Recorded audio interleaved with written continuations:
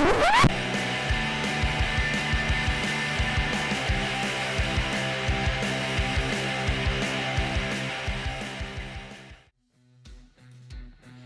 know this game has been out for about a year and a half, but I was pleasantly surprised to find such an enjoyable hidden gem in the Xbox Game Pass. As a big fan of the Left 4 Dead games, this certainly has a lot of elements that I'm familiar with, from the special zombies to seeing other players' silhouettes through walls. In fact, when I first played it, I was convinced it must have been developed by the same team, especially since the first level starts in the same trapped on a rooftop scenario as Left 4 Dead 2. While it certainly seems wrong that many parts of this game have been heavily inspired by another company's work, it hasn't prevented us from having a blast working our way through the well thought out levels.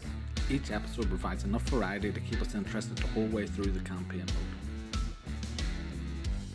When you first encounter a zombie horde, it's an awe-inspiring sight. I recommend if you want to get the full impact, you start in New York with Chapter 1. Shooting the zombies is reasonably satisfying, but I think a bit more work could have been done with the sound to make it feel more impactful. Having said that, it's definitely an improvement over the Left 4 Dead gunplay, where you often had no idea if you'd shot a zombie or not. The character and weapon leveling systems provide a reason to continue playing after your initial playthrough, but I found the improvements to be rather underwhelming. Occasionally you'll be able to learn something useful like the ability to carry more grenades, but at no point did I receive something which I felt was essential.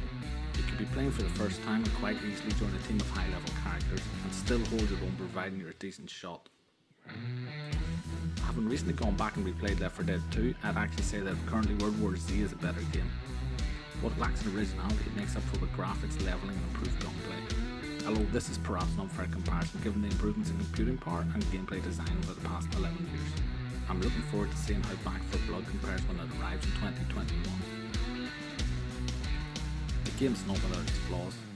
I encountered stuttering and frame rate drops on more than one occasion, floating zombies moving around the map without using their legs, and at the start of some levels, audio issues where lines were cut short or repeated. It's also not as long as I would have liked, and replaying the same levels over and over again starts to become tedious. Although this issue has been partially alleviated by the release of the Marseille expansion, which I feel at $20 is a little bit overpriced. If you have no friends or your friends for some reason don't want to kill zombies, finding people to play with online is a bit hit and miss. I played almost all the chapters as publicly open, but only about 25% of the time would be joined by anyone, and only once was ever put in another player's game.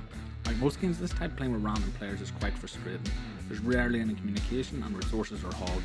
Medkits are treasured like the 1-2 ring even when another player's almost dead. Almost inevitably the other players are either much better than you or much worse, meaning you're either being carried or having to drag around dead weight. Friendly fire can't be turned off, so look out for that one guy who likes to run in front of everyone and then complain about being shot. World War Z is fast paced fun. If you can get together with 3 friends, you'll have an absolute blast working your way through the levels. As previously mentioned, it is a little bit short and the character leveling isn't good enough to hold your attention for very long. At the time of writing, my level 26 character really doesn't feel or play that much different from when I started. I would give World War Z 7 out of 10 and rate it as a must buy if you can pick it up for $30 or less. If I paid anything over $50, I consider myself ripped off, so wait for the sales, or like me, pick it up for free by subscribing to the Xbox Game Pass. Although I had a lot of fun with this game, I can't see myself still playing it in a month. By that time I'll have moved on to eagerly anticipating the actual Left 4 Dead sequel, Back 4 Blood.